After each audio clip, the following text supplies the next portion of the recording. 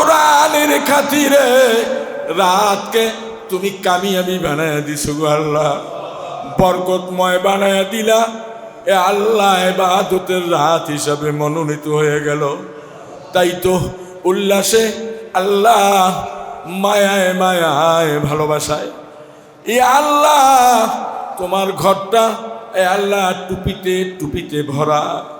আর তাকায় দেখো আল্লাহ সস্তাপুর আয় আল্লাহ বাইতুল আমান জামে মসজিদের ভিতরে রব্বুল আলামিন ঈদগাহ সংলগ্ন এই মসজিদের ভিতরে টুপিতে টুপিতে ভরা ছোট্ট ছোট্ট বাচ্চারা, মুরব্বীরা, যুবকেরা আল্লাহ আমিন আমিন বলল। 1 থেকে 1.5 ঘন্টা পর্যন্ত আলোচনা তন্নায় চিত্তে শ্রবণ করতেছিল। ও মালিক, একজনকেও তুমি খালি ফিরাইয়া দিও না।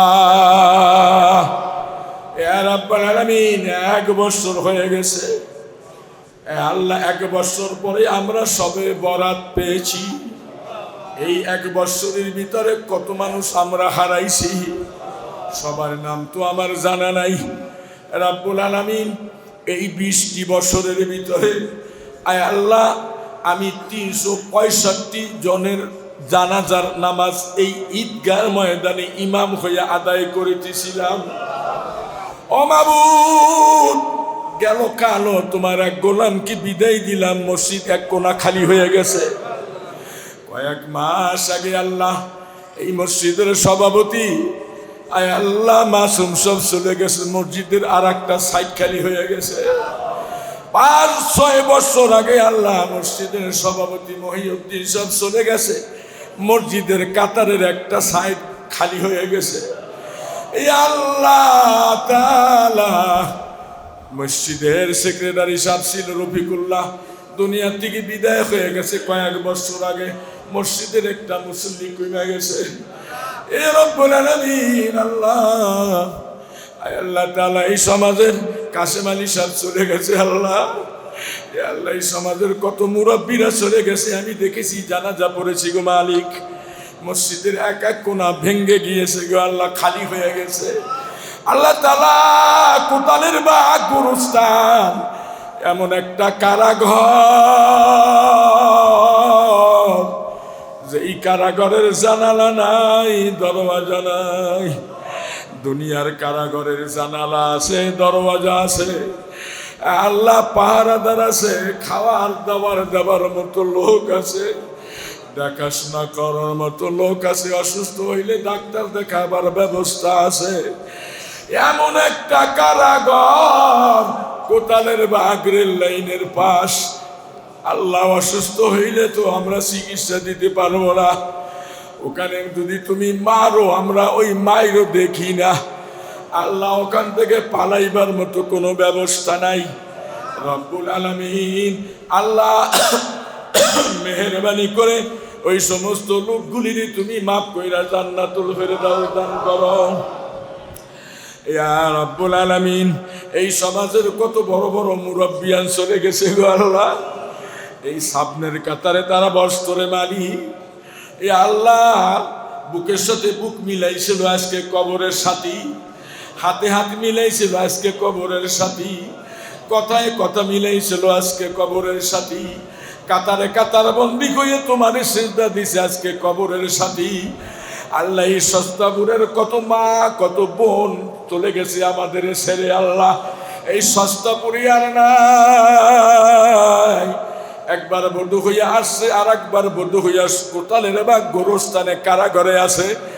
ও মাবুদ, একবার নতুন জামাই হইয়া আসছি, নতুন জামাই হইয়া কোতালের বা গোরস্থানে যাব।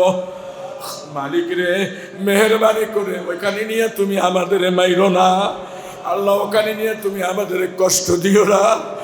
এ রাব্বুল আলামিন আমি জানি না আজকের এই মজলিসের ভিতরে কার মা নাই।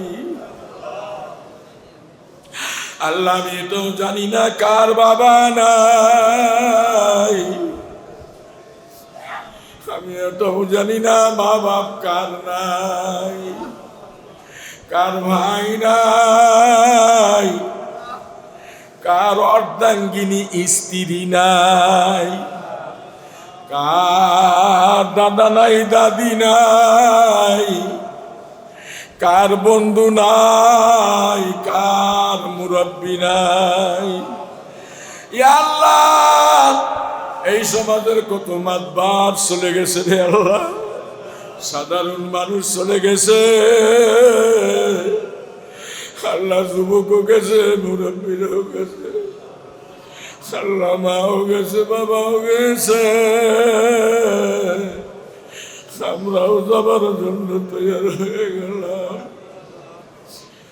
দুনিয়া মুসাফির হাম, কবর কি ঠিকানা,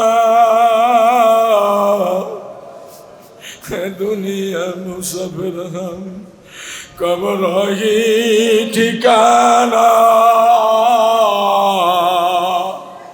कोई आगे रवाना है, कोई पीछे रवाना। আল্লাহ, আমার তো আব্বা নাই, মা নাই, আল্লাহ আমার একটা ভাইও নাই। রব্বুল আলামিন, তাদের কবরগুলো এই রাতের খাতিরে মাফ করে দিও। আয় আল্লাহ, আজকে বহু বছর হয়ে গেছে এলাকার খেদমতে আসি মাওলা, তোমার ঘরের খাদেম হয়ে আসি আল্লাহ। হে আল্লাহ, কত মুসল্লি হারাইয়ে গেছি মাওলা। আল্লাহ, যেই মুসল্লিগুলি আজকে আমার সামনে আছে, ডানে বামে, আল্লাহ উপরে নিচে যারাই আছে মাবুদ, এই মুসল্লিগুলি কি তুমি কবুল করে লও, এই মুসল্লিগুলি নামাজি বানাইয়া দাও, এদের মা বাবার গুনাহ মাফ করে দাও, এদের সংসারের প্রয়োজনীয় মিটাইয়া দাও, এদের অভাবগুলি মিটাইয়া দাও, এদের চাকরি না থাকলে চাকরি দাও, এদের ব্যবসা না থাকলে ব্যবসার ব্যবস্থা করে দাও, ব্যবসায় লোসকানি যায় লোসকান পূরণ করে দাও। ইয়া রাব্বুল আলামিন, যাদের সন্তান হয় না সন্তান দাও, যাদের মেয়ে হয় ছেলে হয় না একটা ছেলে দাও, যাদের খালি ছেলে হয় মেয়ে হয় না একটা মেয়ে দিয়ে দাও। এ আল্লাহ, আমার দেশের মধ্যে শান্তি দিয়ে দাও। ইয়া আল্লাহ, এই মসজিদ মাদ্রাসার বাংলাদেশ, আয় আল্লাহ, আলেম ওলামার বাংলাদেশ, ইমানওয়ালাদের বাংলাদেশ, কোরআন হাদিসের বাংলাদেশ, আহলে সুন্নাতের বাংলাদেশ, আহলে কোরআনের বাংলাদেশ, আহলে হাদিসের বাংলাদেশ, আহলে মুমিনদের বাংলাদেশ, এই বাংলাদেশে হেফাজত করো আল্লাহ। গোটা বিশ্বের মুসলমানদের হেফাজত করো আল্লাহ, গোটা দুনিয়ার মানুষদের হেফাজত করো আল্লাহ। যারা এই মুসলমানের উপরে নির্যাতন করে, ও মালিক, তাদের হেদায়েত দাও, আল্লাহ তাদের ধ্বংস করে দাও।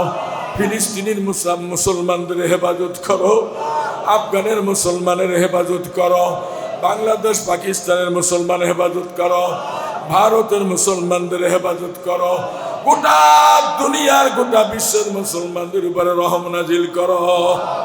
শেষ কথাটা বলি গো মাবুদ, এই সমাজটাকে তুমি রক্ষা করো, এই সমাজটার মধ্যে আল্লাহ ঐক্য পয়দা করে দাও, এই সমাজের ঐক্যকে কিয়ামত পর্যন্ত অটল রাখো।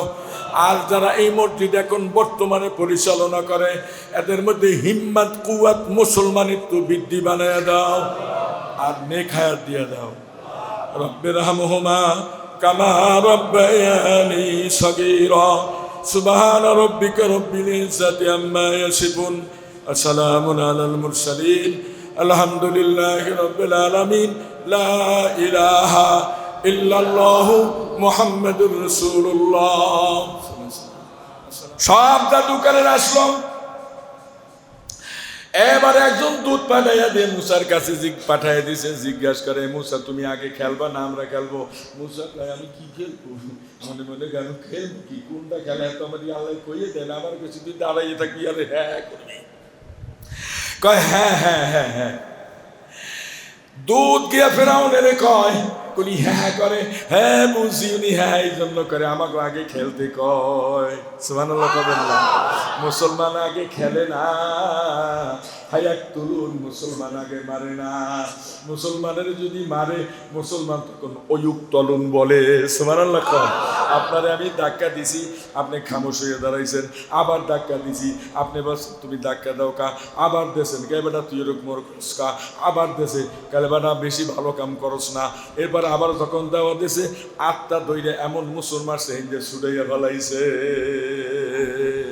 বিচারে যে খালি মারতে যায় বারবার আতো গেল হের, আর খালি মুখ খালি ফিরাইল ঠকলো হে, আর যে কিচ্ছু করে না খালি হাতটা দইরা মুসলমান সে জিতছে। মুসা কয় হেরান গাই বলছি আগে আমার খেলা শুরু। এবারে হাতে যার যা আছে, রশি আছে, রশি চাপছে সাপ হয়ে গেছে, পাথর চাচ্ছে সাপ হয়ে গেছে, বাঘ ভাল্লুক হয়ে গেছে। মুসা কয় ও আল্লাহ এটা আবার কি, আমি যাবো কই, আমি দৌড় দিব। আল্লাহকে খাড়াইয়া থাকো। সুবহানাল্লাহ কবেন না। মুসা আলাইহিস সালাম পিছের দিকে যায়, আল্লাহ কয় এ মুসা পিছে যাইস না, তোমার হাতের মধ্যে কি। আল্লাহ মুসাল্লাহকে কথা কয় গোপনে। আমরা প্রেম করি না, কথা কয় না। এই মোবাইলে প্রেম করেন না, এটা বাইরে যে কথা কন না, মাই ঘুমাইছে আস্তে কথা কাও, 3টার পরে ফোন দিও, এরকম অনেক সময় বলে না, কথা কয় না। আর আল্লাহ আস্তে কয় ওমা তিলকা বিয়ামিনিকা ইয়া মুসা। মুসাকে আমার হাতে তো লাঠি। সুবহানাল্লাহ। ওমা তিলকা বিয়ামিনিকা ইয়া মুসা, তোমার হাতে কি আমার হাতে আশা, আমার হাতে লাঠি। এটা দিয়ান, এই লাঠিটা তুমি ছেড়ে দাও। মুসা কয় আল্লাহ এটা দিয়ে তো আমি লতা পারি, পাতা পারি, ডাল ভাঙ্গি, তারপর আমার বকরিরে খাওয়াই। আল্লাহকে তুমি চালাক বেশি হয়ে গেছো, আমি তোমারে বলছি লতা পাতার কথা নয়, লাঠিটাতে ছেড়ে দাও। যখন বিসমিল্লাহ কই লাঠিটা ছেড়ে দিছে, হায় রে আল্লাহ আজিব তামাশা, বিশাল বড় একটা অজাগর হয়ে গেছে, লম্বা হইব 300 হাত। আরো আছে মধুসুরে, পিছের লোকে কয় না চা খাইবেন নেই। বেদিকে গেছে।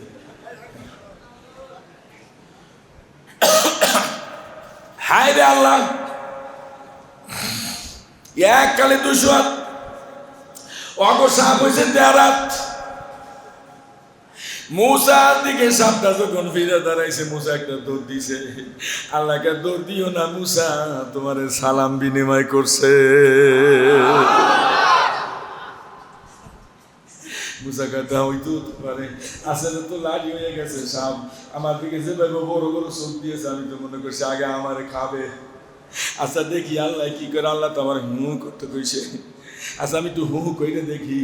এবারে সাপ দিকে ফিরছে, মাথাটা নিচের দিকে টোকাইয়া দিয়া গেলিরি তুই মসজিদ করে আদায় করতে নামাজ খান, ঠাকুর টুকুর সেজদা দিবি, বুঝে মুরগি টোকাইতেছে দান। মুরগির মতো টোকাইয়া ঠোকরাইয়া যত সাপ বিছু বাঘ ভাল্লুক আছে সবই একটা সাপে খাইছে। কিতাব লিখতে গিয়া, এই কাহিনীগুলি লিখতে গিয়া লেখক এভাবে বুঝাতে চায়, এই ফেরাউন এই অবস্থা দেখা মুসার দিকে একটা নজর তাকাইয়া দেখে মুসার সুখ এত বড় বড়। মুসা না ছিল একেবারে 10 হাত লম্বা, হ্যাঁ দেখা যায় যেন 300 হাত লম্বা। মুসার হাতে এত বড় একটা লাঠি ছিল, দেখা যায় যেন একেবারে ডিএটির মিনারার মতো বড় লাঠি। এই ফেরাউন দেখে এই যে দৌড় দিছে, বলে খালি দৌড়ায়, এত দৌড়াইছে, দৌড়াইতে শেষ সীমানা পর্যন্ত যাইতে তাতে 40 মণ খালি আগজে আর পায়খানা করছে। কথা কয় না। হায় রে আল্লাহ, ফেরাউন ওখান থেকে ফিরছে, ফিরা তার দরবার সহ ডাক দিছে, জাদুঘরদেরকে ডাক দিয়ে কয় ও জাদুঘরেরা এখন কি করবা? কাল কি করব কিছুই বুঝি না। এটা তো জাদুঘর নয়, জাদুঘরের দাদা। তা ফেরাউন শুনে রাখো, এটা সাধারণ মানুষ নয়। আজকে তোমার দলে নাই, এতদিন তোমার নুন খাইছি, তোমার গুণ খাইছি, এখন তোমার নুন খাইয়া তোমার নুনের উপরে লাথি মারলাম। আমরা সব দল বল 40,000 সব মুসার কাছে যাব, মুসার কাছে যে কালেমা পইরা মুসলমান হবো। লা ইলাহা ইল্লাল্লাহু মুসা কালিমুল্লাহ। সুবহানাল্লাহ। এই অবস্থা দেখা ফেরাউন ডাক দিয়া কয়, এ জল্লাদ কে কোথায় আছো? আমার মুখ খাইয়া আমার মুখ হারামি করলো, ওদের হাত কাট আর পাও কাট। এবারে যখন হাত পাও কাটা শুরু করে দিয়েছেন, ওই জাদুঘরের এবার আল্লাহর কাছে হাত তুলে দোয়া করতেছেন, রব্বানা আফরিগ আলাইনা সাবরা ওয়া তাওয়াফানা মুসলিমিন। মুসা আলাইহিস সালাম কয় আল্লাহুম্মা আমিন। সুবহানাল্লাহ। দোয়া করে কারা? কথা কন না কেন? জাদুকররা দোয়া করে। এই আরবি শিখলো কোথায়? বলে তাদের ভাষায় তারা বলা শুরু করলো। আল্লাহ এটারে আরবি বানিয়ে দিল। মুসা আলাইহিস সালাম আমিন আমিন বলা শুরু করলো। আল্লাহ আপনি কবুল করেন, এই কবিতা কবুল করেন, এই কবুল কালাম কবুল করেন। আল্লাহ পাক রব্বুল আলামিন এই আয়াতে কারিমাটাকে সুন্দর করে গুটায়া গাটায়া আরবি ভাষায় মনোনীত করে আল্লাহ কোরআনে কারিমের মধ্যে ঢুকাইয়া দিছে। এখনো কোরআন নাজিল হয় না। বুঝছে? কোরআন কোনখানে? কথা কোনখানে? এই রাত্রটা কি রাত? এখানে আসতে আছে বেশি সময় না, আর মাত্র 10-12টা সিঁড়ি আছে। তাই 4 মাইল উঠতে জমবে ঈসা রুহুল্লাহ বলবো। ঈসা রুহুল্লাহ কয় আল্লাহ মাত্র একটু ঘুম দিলাম, আমার একটু কুরসাবে দর্শে, আমি একটু উঠলাম, ওইটা দেখি আমার ঘরের কিনারায় চতুর্দিকে গুনগুন আওয়াজ। আমি একটু ফাঁকা করে চাইয়া দেখি তীর ধনুক আর তলোয়ার লইয়া চতুর্দিকে বিষ্টন করে আছে। আল্লাহ আমারে মনে মারবে, আমি এখন করবো কি? আমি এখন হরবো কি? আল্লাহকে কিছু করা লাগবে না, কিছু হরা লাগবে না, তুমি খালি একটু ধৈর্য ধারণ করো আর বারবার পিছনের দিকে একটু তাকাও। ধৈর্য ধারণ করলো, আবার গান ফিরিয়ে পিছনের দিকে তাকায়, তাকাবার সঙ্গে সঙ্গে ছায়া দেখে চতুর্থ আসমান থেকে একটা সিঁড়ি নামাইয়া মুসা ঈসা রুহুল্লাহর পায়ের সামনে লাগাইয়া দিছে। আল্লাহ ডাক দিয়া কয় আজি রুহু আকে রুহু, আজি রুহু আকে রুহু, আজি রুহু আকে রুহু। আসেন না কা? আসেন আসেন। চতুর্থ আসমানের ফেরেশতারা হযরত ঈসা রুহুল্লাহরে ডাইকা চতুর্থ আসমানে বসাইয়া আসন গ্রহণ করাইয়া চতুর্থ আসমানের প্রেসিডেন্ট বানাইয়া দিয়েছে। ঈসা রুহুল্লাহ আল্লাহ পাক রব্বুল আলামিনের দরবারে দোয়া করে। কি দোয়া করে? আল্লাহ কয় ঈসা তুমি কেমন খুশি হয়েছো? কাল আল্লাহ কন কি আপনি খুশি মানি? আমার তো এখন বাকবাকুম পায় না, আমি এত খুশি হয়েছি আল্লাহ, আমার খুশির কথা আর কি বলবো। আমার আল্লাহ ডাক দিয়া কয় তাহলে একটু দোয়া কইরা দাও, সব জাতির জন্য দোয়া করো। এবার হাত তুলে দোয়া করা লাগছেন। আল্লাযীনা ইয়াকুলুনা রব্বানা হাব লানা মিন আজওয়াজিনা ওয়া যুররিয়াতিনা কুররাতা আয়ুনিন ওয়াজআলনা লিল মুত্তাকিনা ইমামা। আল্লাহ আমার বংশধরকে তুমি কামিয়াবি করো। সুবহানাল্লাহ। 24,000 নবী রাসূলদের শেষ নবী হইলেন হযরত ঈসা রুহুল্লাহ। সুবহানাল্লাহ। এমন একটা দোয়া করছে, এক দোয়ায় আল্লাহ রাব্বুল আলামিন 2 কাম কইরা দিয়েছে। 1 নম্বরে দোয়াটা কবুল করছেন তার উম্মত সমস্ত নবীর উম্মতের জন্য। 2 নম্বরে দোয়াটা কবুল করছে আল্লাহ পাক রব্বুল আলামিন শেষ পয়গম্বরের নবীর উম্মতের সাথে বন্ধুত্ব বানাবে, সাথী বানাবে, ভাই বানাবে, উম্মত বানাবে, সেজন্য দুনিয়ায় পাঠাবে। আর দুনিয়া থেকে আল্লাহ রাসূলের পাশে নিয়ে তারে গোমলাবে। আসুন এবারে যাই আসমানের দিকে। কোরআনে কারীমটাকে আল্লাহ পাক রব্বুল আলামিন এই দোয়াটা যখন ঈসা নবী করলেন, আল্লাহ এই ঈসা নবীর দোয়াটাকে সুন্দর করে কবিতার আকারে আল্লাহর আপন ভাষায় সুন্দর করে আরবি ভাষায় লিখে কোরআনে কারীমের মধ্যে 19 নম্বর পারার ভিতরে ঢুকাইয়া দিয়েছে। কোরআন শরীফ কোথায়? এখনো নাজিল হয় নাই। সুবহানাল্লাহ বলবেন না? কারণ ঈসা নবীর 570 মকান্তরে 600 বছর পর মুহাম্মাদুর রাসূলুল্লাহ সাল্লাল্লাহু আলাইহি সাল্লাম দুনিয়ায় আসবে। আসার 40 বছর পর্যন্ত কোরআনে কারীম ওখানেই থাকবে। ওখান থেকে আল্লাহ পাক রব্বুল আলামিন লাইলাতুল বরাত নামের এই যে রাত্রটা, এই রাত্রে আল্লাহ পাক রব্বুল আলামিন সপ্তমক আসমানের উপর লৌহে মাহফুজ থেকে কোরআনে কারীমকে আল্লাহ আদর যত্ন করে ওয়েলকাম দিয়ে আল্লাহ পাক প্রথম আকাশের নিচে বাইতুল ইজ্জত নামের মসজিদের ওই হুজরার মধ্যে আল্লাহ কোরআনে কারীম রেখে দিবে। আল্লাহ বলেন এই শবে বরাতের রাত্রটা কেন দামি হয়ে গেল তোমরা কি জানো? এই শবে বরাতের রাত্রটা দামি হয়েছে শুধুমাত্র একমাত্র কোরআনের কারণে। কি কারণে? জোরে বলেন, জোরসে বলেন, মধুর সুরে আর একবার। আমরা কার কারণে? কোরআনের কারণে। খাই কার কারণে? কোরআনের কারণে। বাঁচি কার কারণে? কোরআনের কারণে। হায়াত দেয় কার কারণে? কোরআনের কারণে। কোরআনের সাথে আল্লাহর সাথে নবীর সাথে প্রেম ভরপুর রয়ে গেছে। আল্লাহ বলেন শবে বরাতেই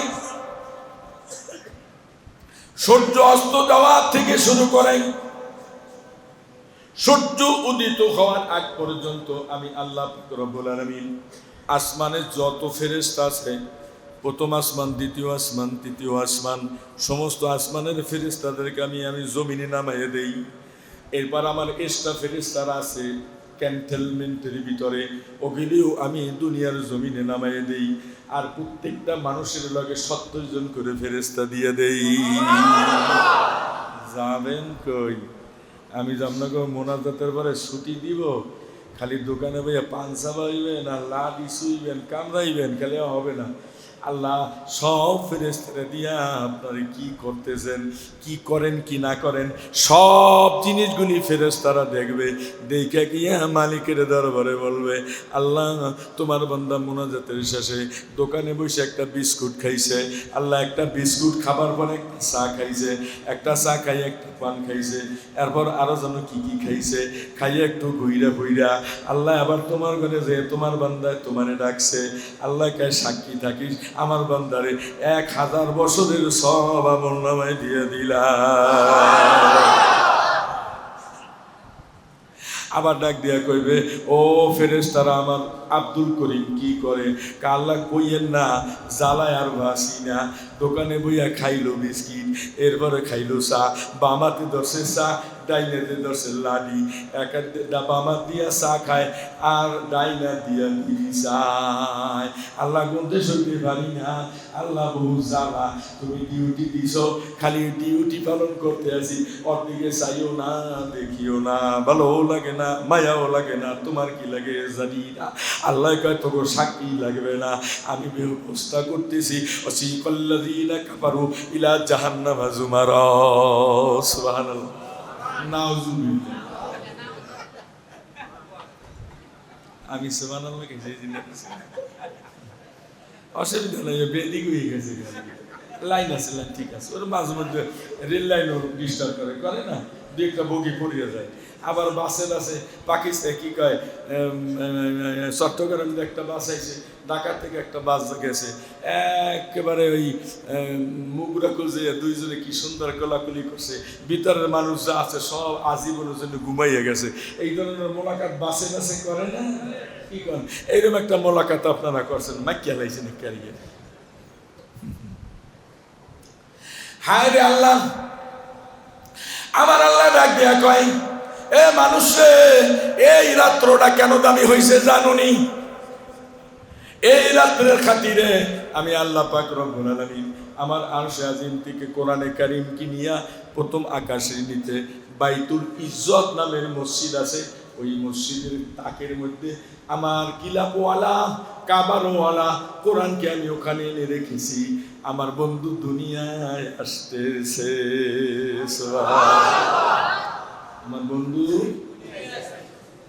তাহলে বোঝা গেল শবে বরাত আগেও, কথা কয় না, শবে বরাত আগেও আর তার শবে বরাত নাম ছিল না, কিন্তু ইবাদতের রাত ছিল। লাইলাতুল কদর ছিল না, লাইলাতুল কদরের মর্তবা সম্পূর্ণ রাত ছিল। 30 রোজা ছিল না, কিন্তু রোজা ছিল। ঠিক না বেটি? কোরবানি ধারাবাহিকভাবে এভাবে ছিল না, কিন্তু কোরবানি ছিল, গোশত খাওয়া হয় নাই। ঠিক না বেটি? হায় রে আল্লাহ, কোন জায়গা দিয়া বলবো রে মাহমুদ? এ দুনিয়ার মানুষ, আমি আল্লাহ রাব্বুল আলামিন ওই বাইতুল ইজ্জত নামের ওইখানে কোরআনে কারীম এখনো আইনে পৌঁছি নাই। আমার বন্ধু আসতেছে, অল্প কিছুদিন বাকি আছে। মাত্র মা আমিনার পেটের মধ্যে আমার নবী মুহাম্মদুর রাসূলুল্লাহ সাল্লাল্লাহু আলাইহি ওয়াসাল্লাম উপস্থিত হয়েছে। কিছুদিন পরে মা আমিনার পেট থেকে আমার নবী দুনিয়ায় আসবে। সুবহানাল্লাহ। কোরআন কিন্তু ওখানেই আছে, এখনো আসে নাই। আমার নবী আসলো 1 না 2 না 6 বছর হয়ে গেছে। কোরআন কোথায় আছে? লাওহে মাহফুজে আছে। আমার নবীর বয়স 8 বছর। মাও গেছে, বাবাও গেছে, দাদার কাছে। 8 বছর শেষ হয়ে গেছে, কোরআন এখনো ওখানে আরশে আজিমে। এরপরে চাচার কাছে লালিত পালিত। আমার নবীর বয়স এখন 18। সুবহানাল্লাহ। চাচায় বিবাহ শাদী করাইলো। সুবহানাল্লাহ বলবেন না? আমার নবীর বয়স এখন 25। কয় বছর? হায় রে আল্লাহ, আর 40 হইতে কয়দিন লাগে? আর 40 হইতে কয়দিন লাগে? 15 বছর। 25 বছর আর 15 বছর হইলে দুইটা মিলাইলে হয় 40 বছর। আজকে নবীর বয়স 39 বছর 9 মাস 29 দিন শেষ হয়ে গেল। মাত্র আছে রাত্র এখন শুরু। মুহাম্মদুর রাসূলুল্লাহ সাল্লাল্লাহু আলাইহি ওয়াসাল্লাম হেরা গুহা পা পা করে হেঁটে হেঁটে হেরা গুহার মধ্যে গেছে। ও হাজি ভাইরা, তাদের জিজ্ঞাসা করে দেখবেন, একটা মানুষ ঢুকতে অনেক কষ্ট হয়। 2টা মানুষ নামাজ পড়তে ধাক্কা ধাক্কি ছাড়া রাস্তা নাই। একজন কষ্ট করে ঢুকবে, একজন নামাজ শেষ করবে, উনি বার হইলে আর একজন ঢুকবে। ঠিক না বেটি? আমার নবী ওখানে গেলেন, ভালো লাগে না, বারবার খালি মেসেজ আসে। আপনারা কইয়া, আপনারা বলেন, আমি শুনি, কোন প্রেমিকে যদি বারবার কল দেয়, মিস কল, আব্বাও সামনে, মাও সামনে, দাদাও সামনে, দাদিও সামনে, বন্ধু বান্ধব সামনে, তো বারবার মিস কল দেয়, খালি ওইটার দিকে তাকায়, কিন্তু রিসিভ কইরা কথা বললে ধরা কইরা যাবে। ঠিক না বেটি? আল্লাহ আলী বারবার বারবার মেসেজ দেয়। আমার নবী খালি ডানে চাই, বামে চাই, উত্তরে চাই, দক্ষিণে চাই, উপরে চাই, নিচে চাই, ভালো লাগে না। এত মেসেজ কে আমারে দেয়?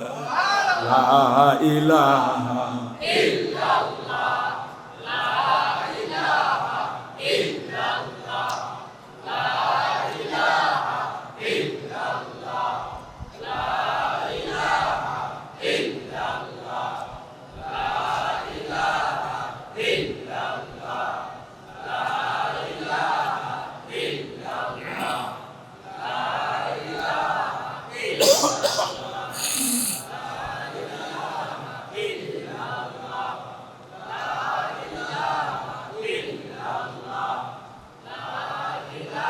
ইল্লাল্লাহ, লা ইলাহা ইল্লাল্লাহ। মুহাম্মাদুর রাসূলুল্লাহ। কে আমারে মেসেজ দেয়? পেরেশান পেরেশান বাপ, কতক্ষণ ঘরে যায়, কতক্ষণ বাইরে যায়। মা খাদিজাতুল কুবরা রাদিয়াল্লাহু তাআলা আনহা ঘরে নাই। নবী খালি বাইরে যায়, ভিতরে যায়, বাইরে যায়, ভিতরে যায়। একটুও ভালো লাগে না। আমারে কে এত জ্বালা দেয়? টুকটুক করে পাপা করে হেঁটে হেঁটে ওই পাহাড় বেয়ে বেয়ে উপরে উঠলেন। একেবারে সুন্দর চিপা ছোট্ট আকারের একটা শোরুম পায়। নবী কষ্ট করে ভিতরে যায়, গেলে পরে আর কোনো মেসেজ নাই, মেসেজ বন্ধ হয়ে গেছে।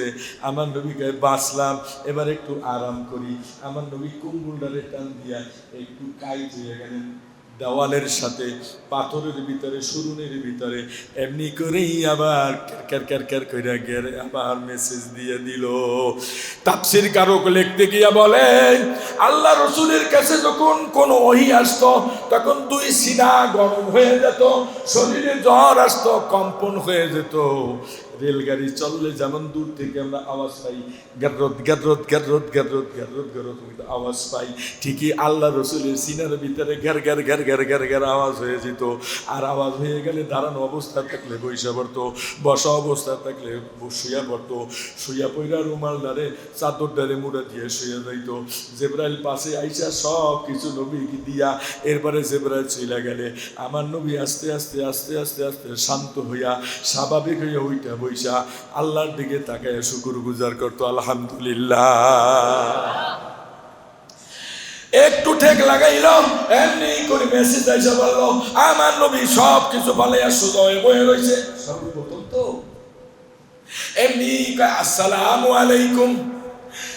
কোনদিন তো জিবরাইল এভাবে আমার নবী দেখে নাই, আজকে হঠাৎ করে আমার নবীর কাছে জিবরাইল,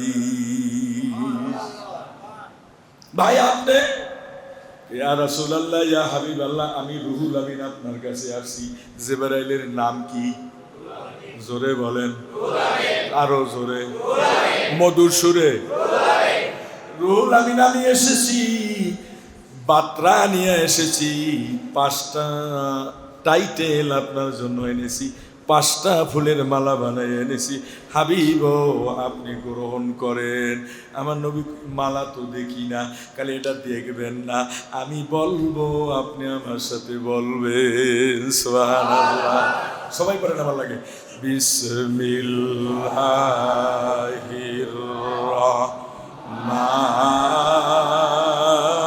রাহমানির রহিম।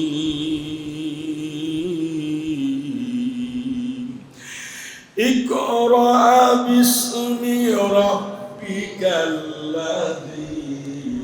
খালাক, খালাকাল ইনসানা মিন আলাক। আল আয়া জিবরাইল পড়ায় দেয়, আমার নবী পড়ে, কিন্তু পড়ার পরে মনে রাখতে পারে না, মুখের মধ্যে একটু বাইজা বাইজা পড়ে।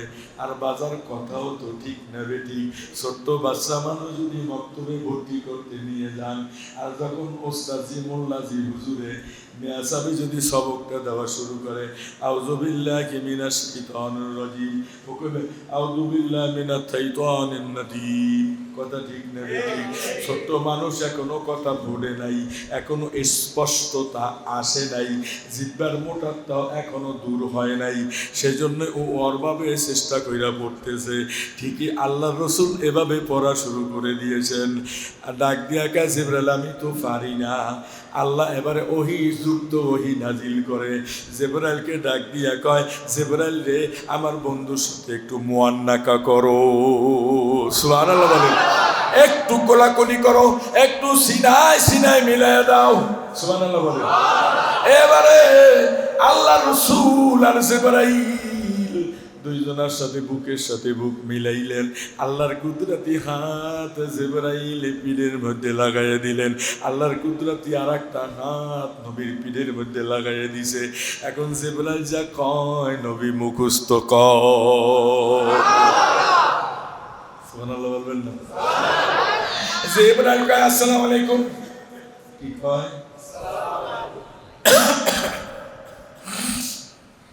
একটু সামনে অগ্রসর হয়ে গেলাম, আবার একটু পিছনের দিকে আসি। আল্লাহ রসুল এখন পর্যন্ত কোরআনে কারিম এখন পর্যন্ত পায় নাই। জিবরাইলও হীরা গুহারে আসে নাই, নবীও হীরা গুহায় যায় নাই। তার আগেই আল্লাহ পাক রব্বুল আলামিন গিলা পেছানো কোরআনে কারিমকে আমার আল্লাহ পাক রব্বুল আলামিন এই 40 বছর ওই রাত্রের মাগরিবের সাথে সাথে, সুবহানাল্লাহ বলবেন না, আমার নবীর কাছে কোরআন আসে এশা নামাজের পরে। আর আল্লাহ রসুল মাহফুজ থেকে কোরআনকে মাগরিবের পরে প্রথম আসমানের নিচে বাইতুল ইজ্জত নামের ওই মসজিদের তাকের ভিতরে গিলাপ লাগাইয়া জুসদান লাগাইয়া সুন্দর মতো সাজাইয়া রেখে দিয়েছেন। আজকে মাগরিবের কিছু পরেই কোরআন আল্লাহ প্রথম আকাশে এনেছেন। আর আল্লাহ রব্বুল আলামিন আল্লাহর হাবিবের হাঁটাইয়া হাঁটাইয়া হেরা গুহার মধ্যে ঢুকাইয়া দিছে। হেরা গুহায় নবী ঘুমাইতে আছে, জিবরাইল আলাইহিস সালামকে পাঠাইয়া দিছে মেসেজের মধ্য দিয়া। দুইজনের মধ্যে কথোপকথন হয়। আল্লাহ সূরা নাজিলটা করলেন, 5টা আয়াত একাত্রে নাজিল করে দিলেন। আল্লাহ রসুল 5টা আয়াত মুখস্থ করাইয়া দিলেন।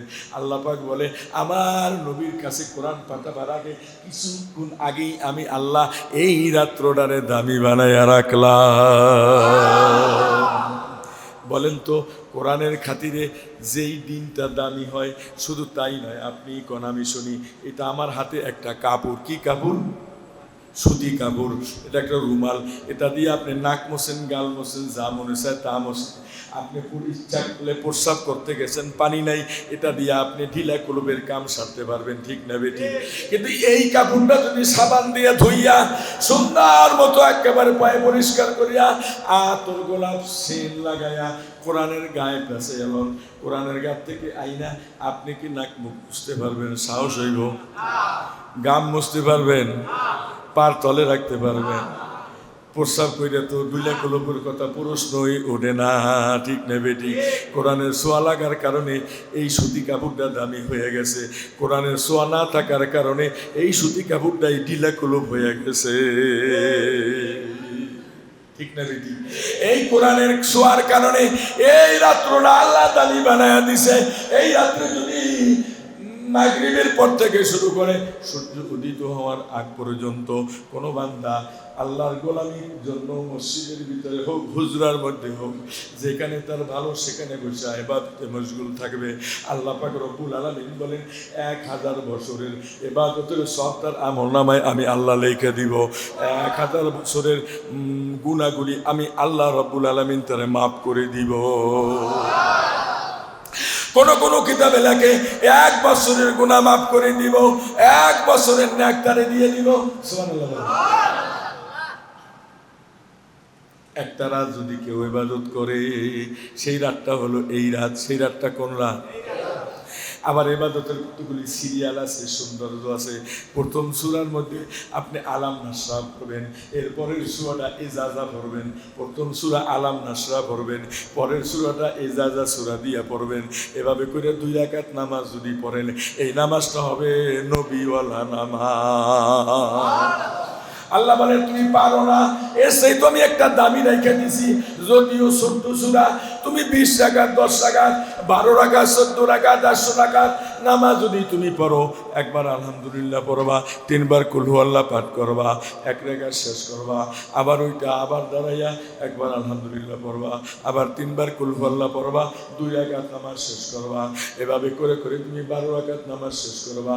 আমি আল্লাহ 12 বছর বেরিয়া কবুল ইবাদতের সব তোমার আমলনামায় লিখে দিব। শুধু কি তাই হইতে পারে?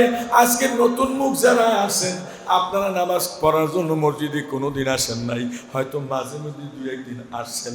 আজকে আপনি আইসাই যখন পড়ছেন, এই রাতের বরকতে, এই কোরআনের খাতিরে যদি আল্লাহ আপনাকে হিদায়াত দিয়ে দেয়, তাহলে আপনি নামাজ ঠিক মতো আদায় করতে পারেন না, নামাজের নিয়ম কানুন জানেন না।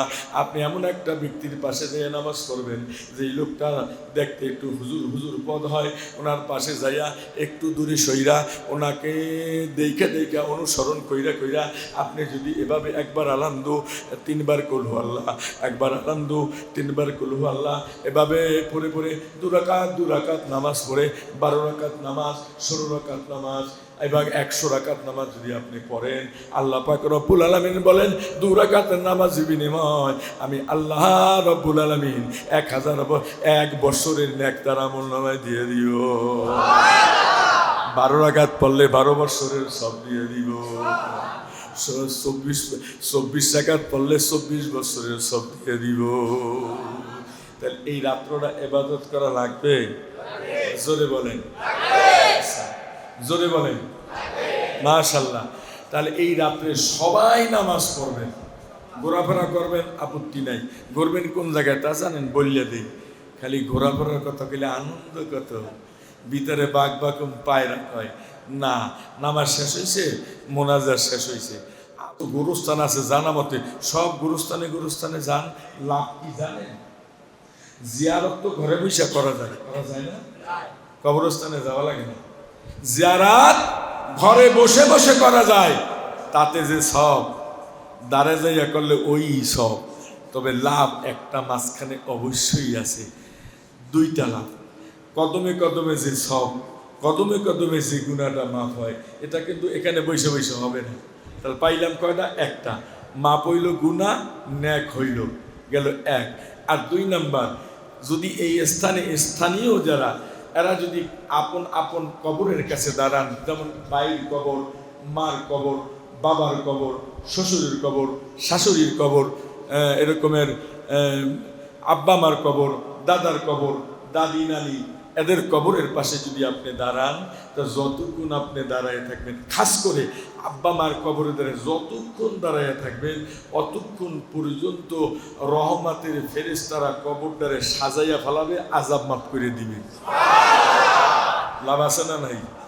জোরে বলেন, আছে না নাই? আমরা তো অনেকে ফতুয়া দিই গুরুস্থানে যাওয়া লাগবে না। এরা কইছে গুরুস্থানে যাওয়া লাগবে না, বাবার কবরের দ্বারে দাঁড়াই থাকেন। হাদিসে এটাও এসেছে, যদি কোনো সন্তান মুমূর্ষ হয় আর ওখানে আব্বা আর মায় যদি বসে থাকে, ওর চেহারার দিকে তাকাইয়া থাকে, আল্লাহ নিজে তার কথা উরুডু করে। সুবহানাল্লাহ। আজরাইল আমি পাঠাইছি ঠিক, এখন আমিই বললাম, যতক্ষণ তার মা বাবা তার সন্তানের চেহারার দিকে তাকাইয়া থাকবে, তোর হাত তার বুকের উপরে রাখবি না, সাবধান। তার কলিজায় ব্যথা পাইলে আমি আল্লাহর কুদরতি কলিজায় ব্যথা লাগবে। আল্লাহ এই হুকুমটা দিয়া মা বাবার মনটাকে অন্যদিকে ঘুরে নেয়, আর আল্লাহই বলে এখন হাত লাগাইয়া রুহ লইয়া আয়। মা বাবায় দেখবেও না, খালি বাবা করে একটা চিল্লানি দিবে, কিন্তু ফেরেশতা তোরও দোষ হবে না, আমি আল্লাহরও দোষ হবে না। সুবহানাল্লাহ। গোরস্থানে গেলে লাভ না লোকসান? জোরে বলেন। এখন বলতে পারেন, হুজুর আমার বাড়ি, আমরা বাড়ি তো চট্টগ্রাম, আমার বাড়ি তো বরিশাল, আমার বাড়ি তো রংপুর, আমার বাড়ি তো সিলেট, আমার বাড়ি অমুক জায়গায় তমুক জায়গায়, আমার আব্বা মা হেরা তো এই দেশে রয়েছে, তা আমি যাব কোথায়? আপনি গুরুস্থানে যান, ওই কবরের দিকে তাকান, আর আব্বা মার কথা স্মরণ কইরা ওই কবরটা জিয়ারত করেন, তাহলে আপনার আমল নামায় ওই সবগুলি আপনার আমল নামায় লিখে দিবে। তাহলে গোড়া হয়েছে, গোড়ার ব্যবস্থা করে দিছি, কথা কয় না? এই গোরস্থানে যাবেন, মাসডাইল গোরস্থানে যাবেন, তারপর কোতালিবাগ মাদ্রাসার লাগে কবর আছে, ওখানে যাবেন, আশপাশে দিয়ে একটা কবর জানা থাকলে সেখানে যাবেন। গোড়াও হইল, জিয়ারাতও হইল, সময়ও কাটল, ইবাদতের নামে নামে আল্লাহ সময়টা ইবাদতের জন্য লিখে দিল। তাহলে আবার মাঝে মাঝে এসে নামাজও পড়লেন, ফজরের জামাত পর্যন্ত আপনি এভাবে করে করে কতক্ষণ পড়বেন, কতক্ষণ বাহিরে যাবেন, কতক্ষণ পড়বেন, কতক্ষণ বাহিরে যাবেন, শরীরও ভালো লাগবে, মনও ভালো লাগবে, ঘোরাও হবে, ইবাদতও হবে। আল্লাহ একটা সেকেন্ডের জন্য ঘোরার সব লাগবে না, খালি নেকের সব লাগবে। জিকির করি লা ইলাহা ইল্লাল্লাহ,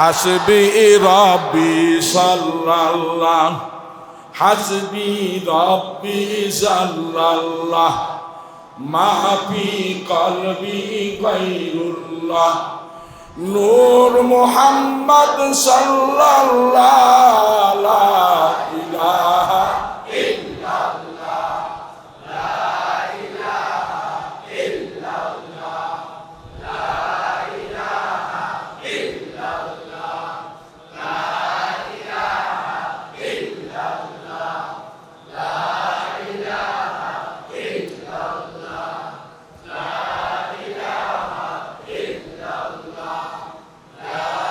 ইলাহা ইল্লাল্লাহ লা মাকজুদা ইল্লাল্লাহ লা মাহবুবা ইল্লাল্লাহ লা শরীকা ইল্লাল্লাহ লা ইলাহা ইল্লাল্লাহ লা ইলাহা ইল্লাল্লাহ লা ইলাহা ইল্লাল্লাহ লা ইলাহা ইল্লাল্লাহ লা ইলাহা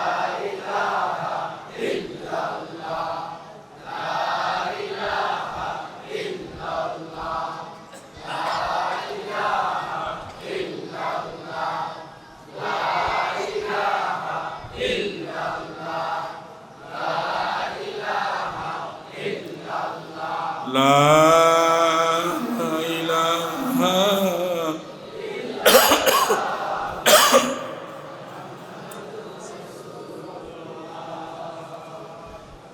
আল্লাহ বলেন এই রাত্রটা যদি তোমরা এভাবে করে সিরিয়াল বাই সিরিয়াল শিডিউল করে করে তুমি যদি ফজরের নামাজটা জামাত পর্যন্ত পৌঁছাইয়া দিয়া ফজরের নামাজ জামাতে পড়ে তুমি যখন আপন আপন বাড়ি নিজ স্থানে চলে যাবে আমি আল্লাহ পাক তোমাকে সম্পূর্ণ নিষ্পাপ বান্দা বানায়া বাড়ি ফিরিয়ে দিব। এই রাতের বরকত সকলের তকদিরে নাই আসে বলেন? ওই লোকের তকদিরে আছে যারা আজকে ফজরের নামাজ পড়বে। ভালো করে শুনে রাখেন, আমি একটা সময়সীমা দিয়ে দিলাম, পাঠ করলাম না। আপনারা মসজিদে এসেছেন, শেষ সীমানা হলো ওখানে। আল্লাহ নিজে বারবার ডাক দেয়, উদউনি আস্তাজিব লাকুম। কি বলে আল্লাহ? উদউনি আস্তাজিব লাকুম। বান্দারে, সমস্ত আকাশের ফেরেশতা, ক্যান্টনমেন্টের ভিতরে যে ফেরেশতা, আমার গুপ্তধন সেই ফেরেশতা, একজন ফেরেশতাও আমি আকাশে কোথাও রাখি নাই। আকাশকে ফাঁকা বানাইয়া জমিনের মধ্যে ছেড়ে দিয়েছি সব ফেরেশতা তোমার জন্য দোয়া করতে লাগছে। সাবধান রে বান্দা, এরপরে আমি তোমাকে ডাকতেছি, উদউনি আস্তাজিব লাকুম। সুবহানাল্লাহ বলবেন না?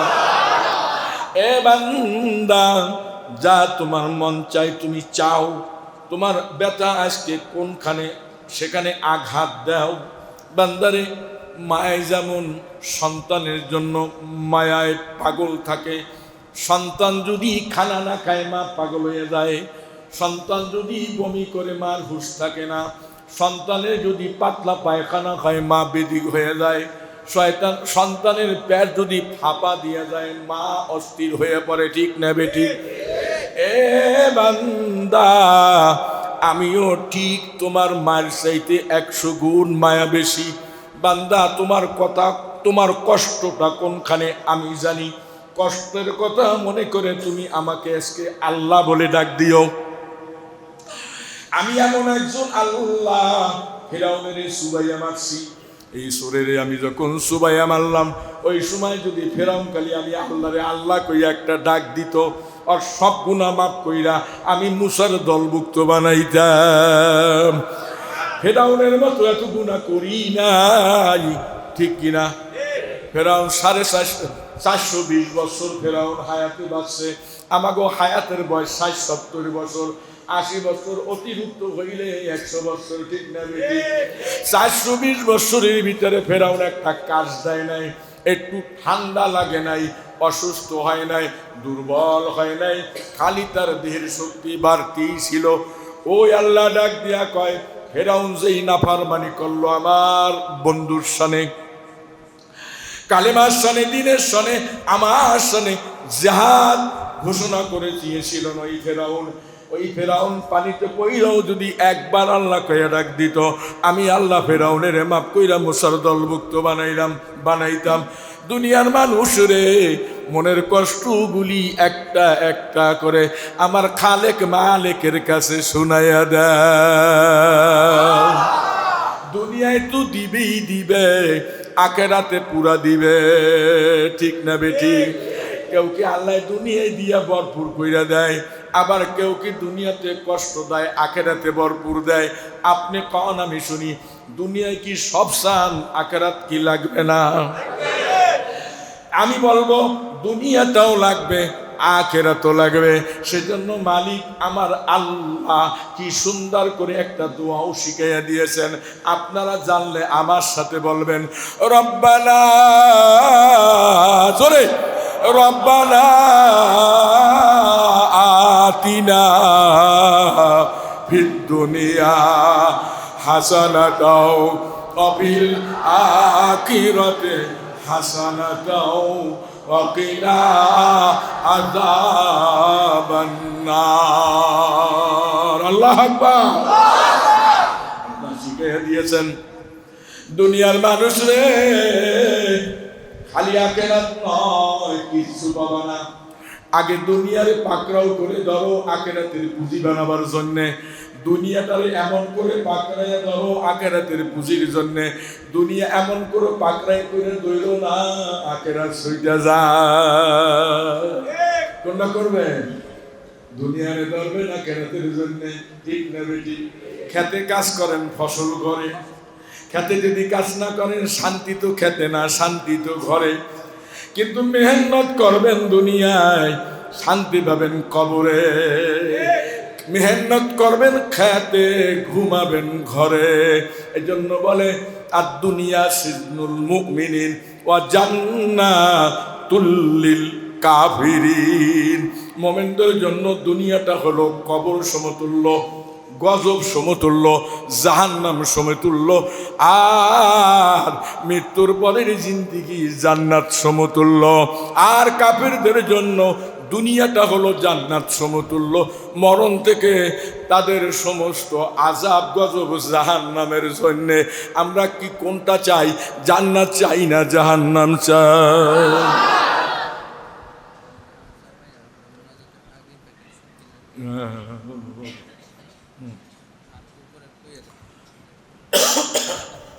ছাদে যারা আসি আমরা, ছাদের মানুষ, তিনতলা কিন্তু খালি আছে মসজিদ, তিনতলায় অনেক জায়গা খালি। ছাদের লোকগুলি তিনতলায় আসেন। আমরা এখন মোনাজাত দিব, তোবারক দিব।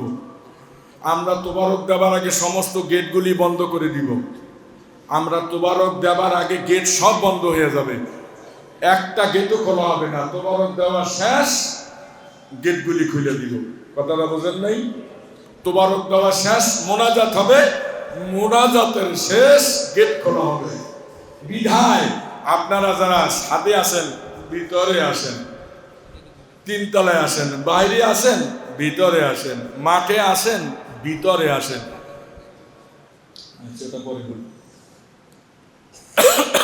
এবারে আপনি কোন, আমি শুনি। তাহলে আল্লাহর গোলামি লাগবে কি লাগবে না? এমন মানুষ এখানে আজকে আসছে, জীবনে এই বৈশা বৈশা একটু ওয়াজও শোনে নাই। যদি ওয়াজে গেছে দাঁড়াইয়া দাঁড়াইয়া কিছু সময় শুনছে, এবার ফস করে গেছে গা যায়। আর কয় ভালোই তো গলাটা, মজা তো কম না, শরীর দেখতে কত সুন্দর। ওই যে কানে শুনছে আর বাইর করছে, খালি সুন্দর, খালি মুখ দিয়া পড়ছে, ভিতরে নাই, খালি দেখছে, ভিতরে ঢুকাইছে। আবার যাবার সময় সব ছাড়তে ছাড়তে গেছে, ঠিক না বেটি? এমনও মানুষ এখানে আছে, আজকে মসজিদে আসছে, ভিতরটা হয়তো আল্লাহ নেককার মানুষের কারণে তার ভিতরটা সিদ্ধ হইয়া নরম হয়ে গেছে, আর মনে মনে ভাবতেছে এখন থেকে আমি নামাজ স্টার্ট করব, কারণ মৃত্যু তো আমার কাছে অবশ্যই একদিন আসবে, আমি মালিকের দরবারে কি জবাব দিব। সেজন্য হয়তো ওই নতুন মুখওয়ালা মানুষটা মসজিদে আইসা নামাজি হয়ে যাবে। এরকমটা না? এই যে আমরা অনেকেই আছি, অনেক মুরব্বীরা আছি, আজ থেকে 10 বছর আগে নামাজের দ্বার কাছে যায় নাই, বেশি একটা মাঝে মধ্যে গেছে, এরকম লোক আছে না নাই? আর এখন সে 5 ওয়াক্ত পড়ে জুমা সহ।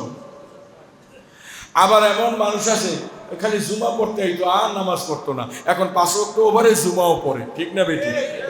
কথা শুনতে শুনতে শুনতে শুনতে হয়তো দেখা গেছে এমন এক কথা তার আমার মুখ থেকে বা ভালো আলেমদের জবান থেকে বেরিয়ে পড়ছে, কলিজার মাঝে তো এমন করে আঘাত দিয়েছে, সে একেবারে সম্পূর্ণ রূপে পরিবর্তন হয়ে গেছে, ঠিক না বেটি?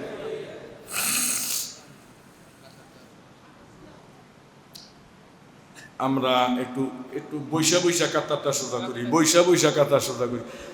আমার কাছে না বললে আপনারা নামলেন।